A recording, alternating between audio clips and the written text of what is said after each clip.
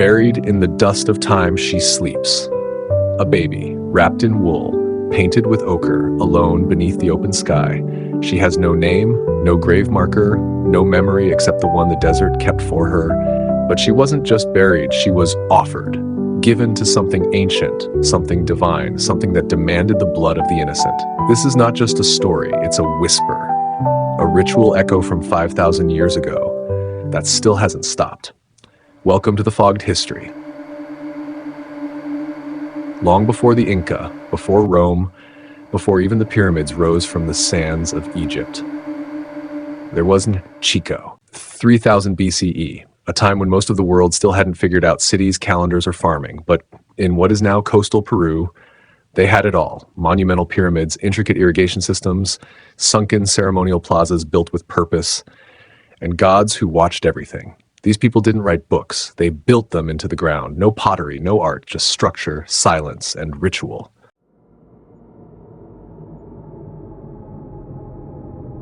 At an ancient site called Espero, archaeologists brushed away centuries of earth and found something unexpected.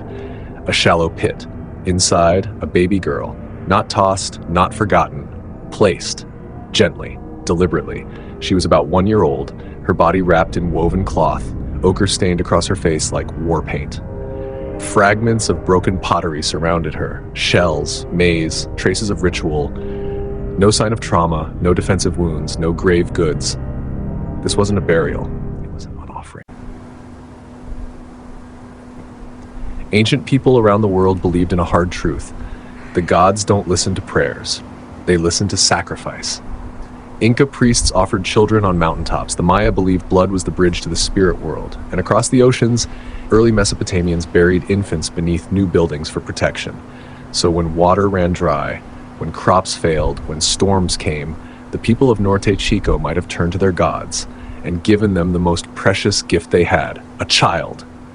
Not because they were cruel, because they were desperate, because they believed it worked. She doesn't show up in any record, but she was there, the one who birthed this baby, the one who fed her, rocked her, named her. Maybe she cried the night before, maybe she was proud, maybe she didn't have a choice. We don't know. But we know this, she gave her child up to gods who took without speaking, and standing beside her was the priest. He wore feathers, shell beads, painted hands. He spoke in chants, carried ancient words that now exist only in echo. The priest painted the child's face, whispered her name maybe, or perhaps he only called her offering. She was placed in the pit, wrapped like a gift, surrounded by symbols and left beneath the open sky. No tomb, no roof, because the gods were always watching, and this was for them.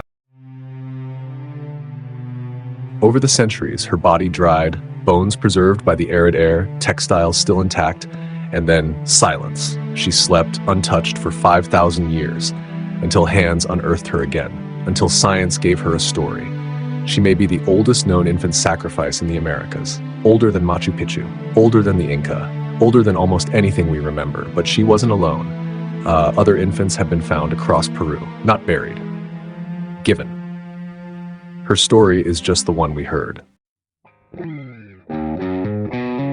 Today, we think of history in battles and kings, dates and dynasties, but sometimes history is just a child in a pit, wrapped in silence. She didn't build a city, she didn't win a war, she was one life, and they believed it could change everything. That's what makes her important. Not because she was powerful, but because she was powerless, and yet even now, she's remembered. The wind still blows across Espero. The plaza is gone. The people are gone, even the gods are gone.